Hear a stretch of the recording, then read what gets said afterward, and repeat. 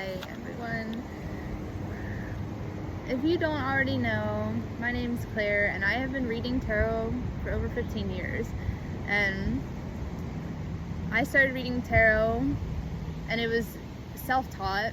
I found the cards more or less on my own at a bookstore when I was in high school, and everything I learned was through what few books I could find about tarot, logging on to different forums on the computer, online, back before there was really social media to teach me about tarot. And what I have found over the years as the best way to learn is literally just playing with the cards. Consistently. It's consistency is how we improve with any skill we want to learn. But really pulling at least a card a day is the best approach to beginning to learn the cards. But when you want to start to maybe take it a little bit deeper, what I like to practice myself and what I recommend to those who are learning tarot is to separate your deck into two piles. What I have here is the Gummy Bear Tarot, which I absolutely love. These cards are so sweet, they are so cute, and they are based on the Rider-Waite but with simpler illustrations, so you still get the symbolism, but it's a little like easier to digest. So with this Gummy Bear Tarot, we are going to divide the 78 cards into two decks. So we have two piles here, and what we're going to do is just pull one card off the top of each pile. So what I have here is Seven of Wands, which it came up in the reverse, but might save reversals for another time. Seven of Wands and the Moon Tarot. So major arcana, minor arcana coming together in one reading. So even look at his face. He has this little frown, or at least that's what I see. And you see the symbolism of the dogs and this crustacean looking up at the moon between the two towers here. But essentially, like, how do you see these two cards talking to each other? How do you see them relating and connecting?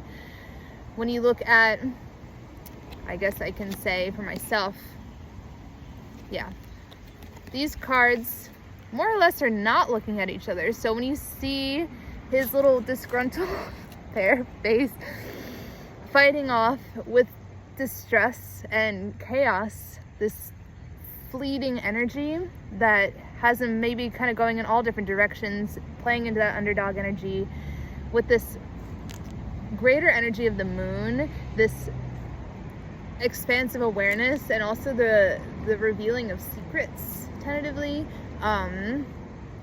transparency, that full moon lunar energy that comes into play here, which is like, things can be bizarre, but it's really, when you're tuned into the energy of the moon, it's like the truth really comes out.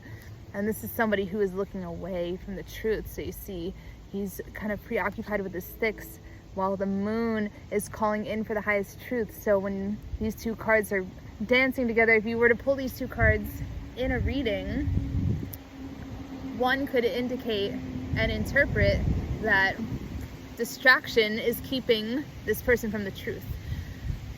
Being in fight or flight, being in a place of reactivity, keeps this person from really connecting to spirit and into a higher place of understanding. So we can try another example here. The next two cards that come out, Seven of Swords, Ten of Cups. Look, that's the perfect example of looking in the other direction. Look at them, look at how happy they are. They're dancing little gummy bears, and he is a walking away gummy bear. The swords indicating the connection of the mind,